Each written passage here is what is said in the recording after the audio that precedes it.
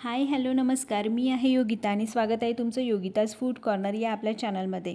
आज आपण बनवणार आहोत सगळ्यांची आवडती आंबट तिखट आणि अगदी मऊ सुरळीची वडी। चला तर मग वेळ न घालवता रेसिपीला सुरुवात करूया। सर्वात आधी एका मोठ्या भांड्यात 1 कप बेसन घ्या। या 1 कप बेसनासाठी 2.5 कप ताक लागेल। जर तुम्ही दही वापरणार असाल तर त्यामध्ये पाणी घालून छान घुसळून 2.5 कप मिश्रण तयार करा। दही थोडंसं आंबट असेल तर सुरळीची वडी अजून चविष्ट लागते। आता बेसन आणि ताक व्यवस्थित एकजीव करून घ्या। गुठळ्या अजिबात राहता कामा नयेत। त्यानंतर 1 चमचा ठेचलेली हिरवी मिरची आणि आलं, थोडीशी हळद आणि बेसन असल्यामुळे चिमूटभर हिंग घाला। हे सगळं पुन्हा एकदा नीट मिक्स करून 5 मिनिटं बाजूला ठेवा। यानंतर हे मिश्रण गाळणीमधून गाळून घ्या। त्यामुळे मिश्रण अगदी स्मूथ होईल आणि वड्यांचं टेक्स्चर खूप छान येईल। आता गॅसवर जाडबुडाची कढई ठेवा। त्यामध्ये हे मिश्रण ओता। मिश्रण कढईमध्ये टाकल्याबरोबर छान ढवळायला सुरुवात करा। आता आपलं मीठ टाकायचं राहिलं आहे, म्हणून आता चवीनुसार मीठ घालून घ्या।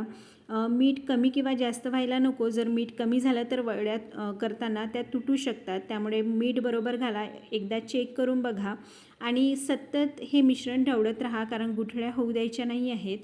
थोड्याच वेळात मिश्रण घट्ट व्हायला सुरुवात होईल। गॅसची फ्लेम मध्यम ते मंद ठेवा, म्हणजे बेसन व्यवस्थित शिजलं जाईल।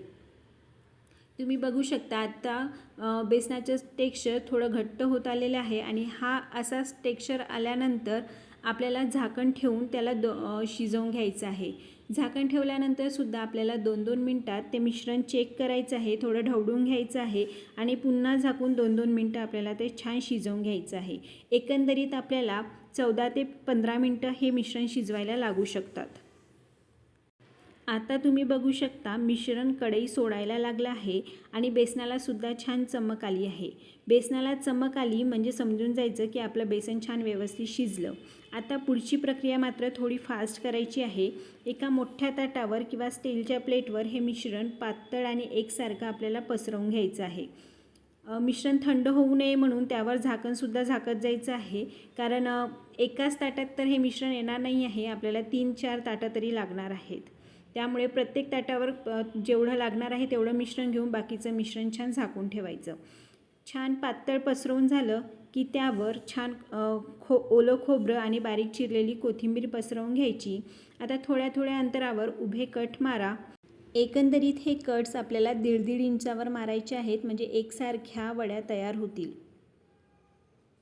बेसन छान शिजल्यामुळे ह्या वड्या अलगद निघतील। प्रत्येक पट्टी अलगद उचलून छान गोल गोल सुरळीच्या वड्या तयार करा। तुम्ही पाहू शकता किती सुंदर वड्या तयार होत आहेत, अलगद निघत आहेत, कुठेही त्या चिकटून बसत नाही आहेत।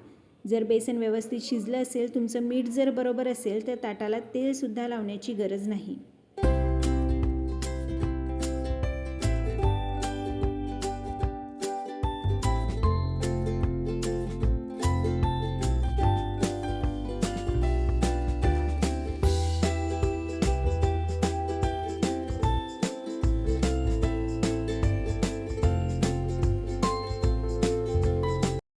आता करूया मस्त खमंग अशी फोडणी। एका छोट्या पॅनमध्ये तेल गरम करा। तेल थोडं छान गरम झालं की त्यात थोडी मोहरी घाला। मोहरी तळतळली की तीळ घालायचे। तीळ घालून झाले की 2 हिरव्या मिरच्या उभ्या चिरून टाकायच्या। त्यामध्ये थोडंसं हिंग आणि कढीपत्ता घाला। ही खमंग फोडणी तयार झाल्यावर ती सर्व वड्यांवर पसरवा। शेवटी वरून थोडंसं ओलं खोबरं आणि कोथिंबीर भुरभुरा आणि तयार आहे आपली आंबट तिखट मऊ आणि खूपच चविष्ट अशी सुरळीची वडी। ही रेसिपी तुम्ही कधी करून पाहणार आहात ते मला कमेंटमध्ये नक्की सांगा। व्हिडिओ आवडला असेल तर लाईक, शेअर आणि चॅनलला सबस्क्राईब करायला विसरू नका। पुन्हा भेटूया अशा सोप्या, झटपट आणि चविष्ट रेसिपीसोबत। तोपर्यंत बाय आणि टेक केअर।